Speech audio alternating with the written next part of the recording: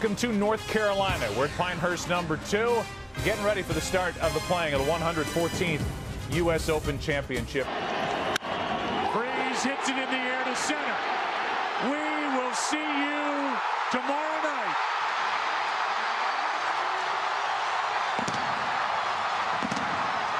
That's it from the booth at the end of Super Bowl 48 as the Seahawks, for the first time in franchise history, are world champs.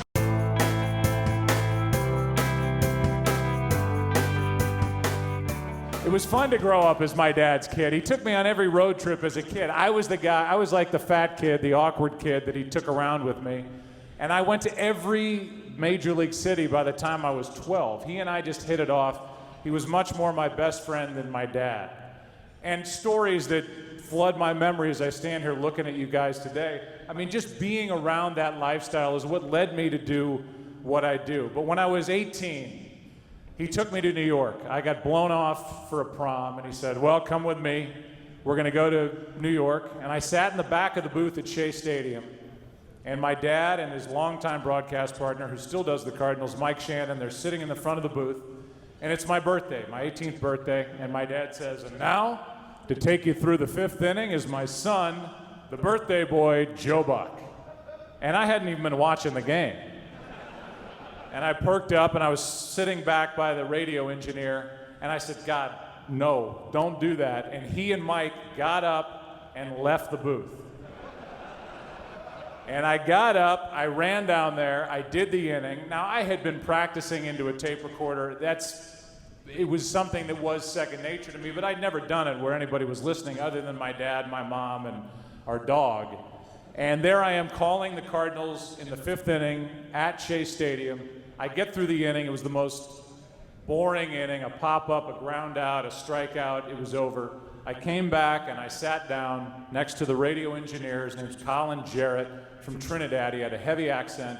And I was like, well, what'd you think? And he looked at me and he said, it lacked description, which when you're doing radio really sucks. That's how my career started. And so there I was as a kid getting hired by the Cardinals at 20 to do Major League Baseball strictly because my last name was Buck. And it was hard at that time because I had to work, I felt, twice as hard to be considered half as good as anybody that was on the air at that point.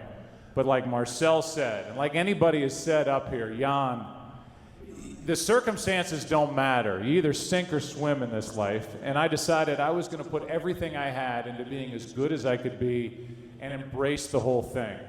My dad was my best friend. My first World Series was 1996. I was doing the Yankees and the Braves. Being at Yankee Stadium is something I can't even put into words.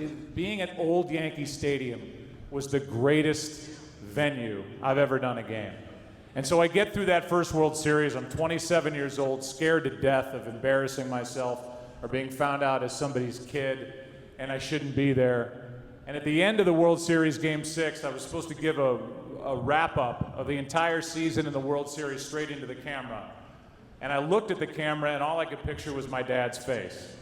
And I gave the recap of the World Series, and it went well as I could do at that point in my life. And I got off the air, and I called my dad, and he picked up, and I said, well, what'd you think? And he said, what time's the game come on? As if he hadn't watched 1 second of it. And then he said, it was great, Buck. And he handed the phone to my mom. And my mom told me when I got home he was crying so hard that he couldn't talk. And that was the way he was. He was never a guy that forced me into it, but somebody that wanted to kind of throw me in and let me find my own way to the side of the pool and figure it out for myself. And that's, I think, the only way that we could have done it, where we were broadcast partners at that point. It was mentioned, Frank mentioned it, I did this last Super Bowl, I've done all those World Series, I've won all those Emmys, and it doesn't mean anything. I am smart enough to know that I got my break because my dad was who he was. I'm smart enough to know that I've got the best job in the world. And I'm also smart enough to know that if I get hit by a bus walking into World Series Game 4, they're still going to play the game. And nobody's tuning in to listen to me broadcast. Maybe some are tuning out because I am broadcasting. That I don't know. But if you approach this job the way he approached it, you can have fun with it, and at the end of the day, just be a good guy.